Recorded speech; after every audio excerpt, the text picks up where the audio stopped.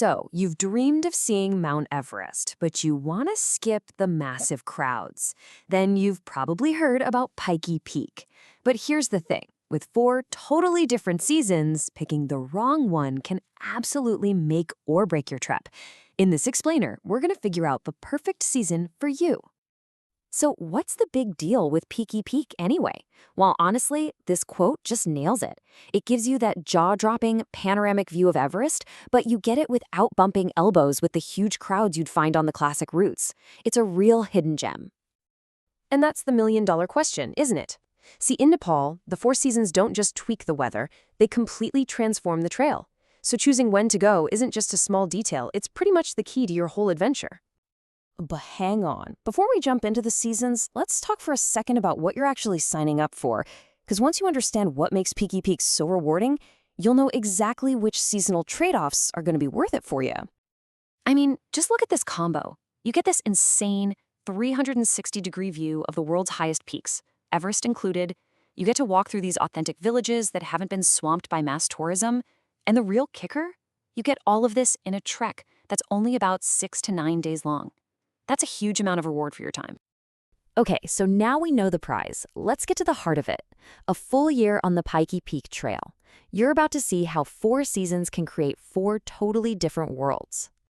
All right, think of this table as our master guide for the rest of this explainer. You can see at a glance how everything shifts. Notice how you get those excellent views in autumn and winter, but it comes with either more people or colder weather. And if you want solitude in winter or monsoon, you've got to be ready for snow or rain. Let's break it all down.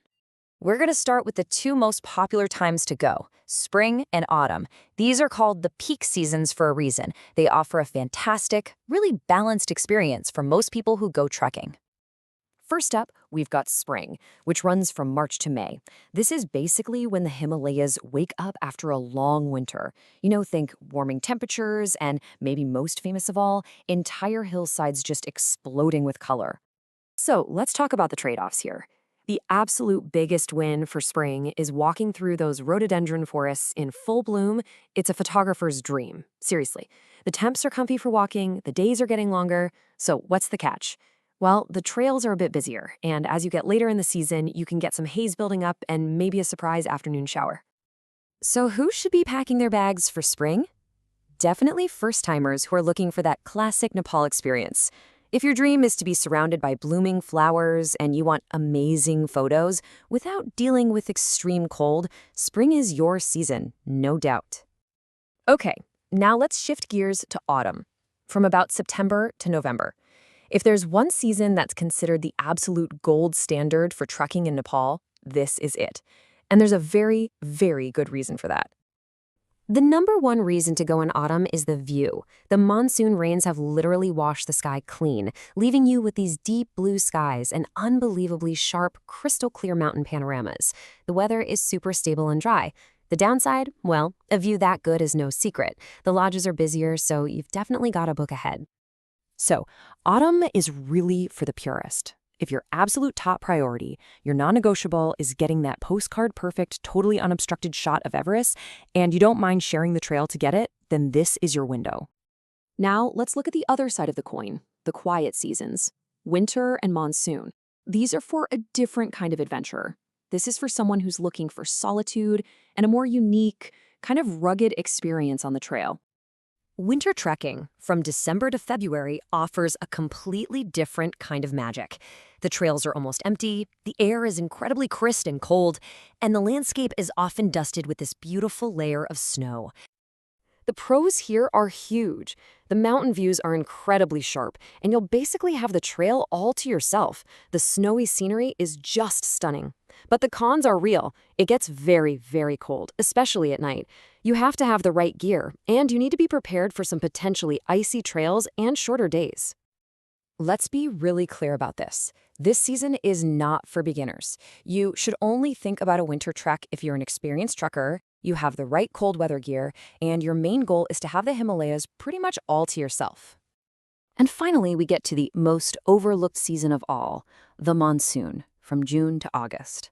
A lot of people just write it off because of the rain, but for the right person, it holds this secret, wild kind of beauty. During the monsoon, the landscape is this intense, vibrant green, and there are waterfalls everywhere. You will have absolute, total solitude.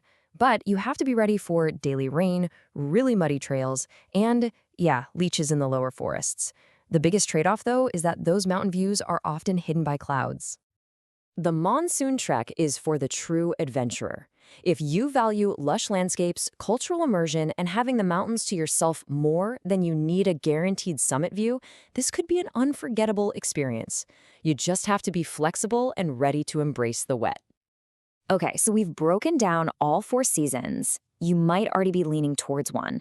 So let's make this feel real and take a quick look at what a trip actually looks like on the ground. And this is what's so cool. Look how accessible this trek really is. A really popular itinerary is just 6 days long. You start with a drive from Kathmandu, you trek for a couple of days up to the summit to catch that epic sunrise on day 3, and then you get this beautiful descent through villages like Jumbesi. It's a perfect, compact adventure. So after all that, here it is, your final cheat sheet. The most important thing is to match the season to what you care about most. Do you want flowers? Pick spring. Are those crystal clear views non-negotiable? Go in autumn. Do you crave solitude? Brave the winter. And if you love lush greenery, give the monsoon a try. Look, at the end of the day, there's no single best time to go. There's only the best time for you. Each season offers a completely different but equally incredible way to experience this corner of the Himalayas. So the only question left is, which adventure are you going to choose?